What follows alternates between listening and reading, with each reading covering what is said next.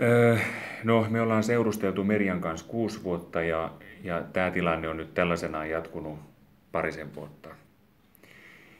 Et, et pari vuotta sitten tämä Merjan oireilu alkoi ja onhan hän nyt myöhemmin saanut sitten diagnoosin ja käynyt mielenterveystoimistossa. Että sikäli tämä asia on nyt tältä osin hoidossa. Mutta vaikka me asutaan yhdessä, niin kyllä mä koen, että ei mulle juurikaan anneta tietoa tästä Merjan sairaudesta, eikä hän suostu mulle kertomaan tästä asiasta.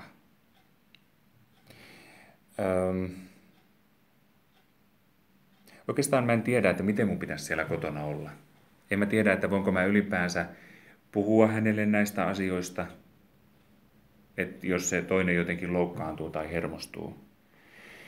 Ja toisinaan mun on pitänyt jopa lähteä kotona, kun toisella on selkeästi huono hetki. Että ei me näistä kauheasti jutella. Joskus tuntuu, että sitä pitää kotona jotenkin varoa tekemisiään.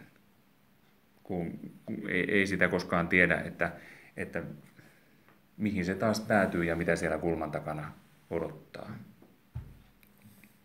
Kyllä mä yritän auttaa vaikka siivoamalla, mutta tuntuu, että ei mikään oikein riitä. Toisen on kuitenkin vaan paha olla ja enkä mä tiedä, että miten mä voisin sitten lopulta sitä auttaa. Ja kyllä sitä miettii, että onko siitä avusta sitten kuitenkaan mitään hyötyä.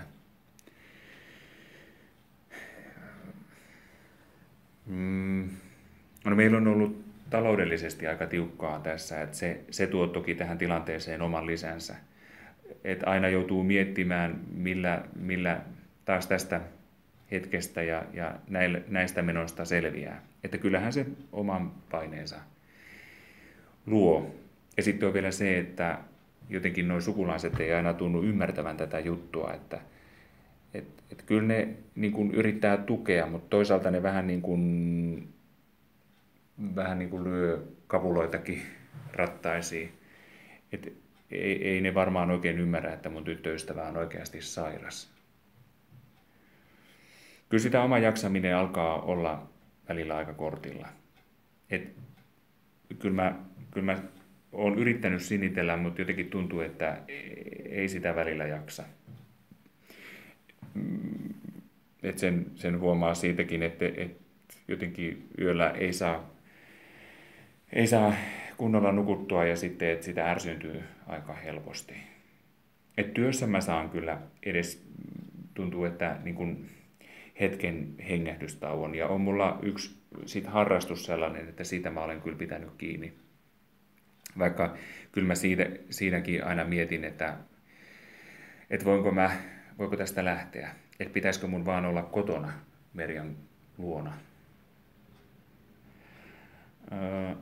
En mä oikeastaan ole tästä kenellekään kertonut, kun ei oikein ole ketään sellaista ystävää. Tai kyllä mulla kavereita tietysti on, mutta ei oikein sellaista ystävää, joiden kanssa niin kun just näistä asioista voisi puhua. Et yleensä me jutellaan joistakin aika yleisistä asioista, esimerkiksi urheilusta.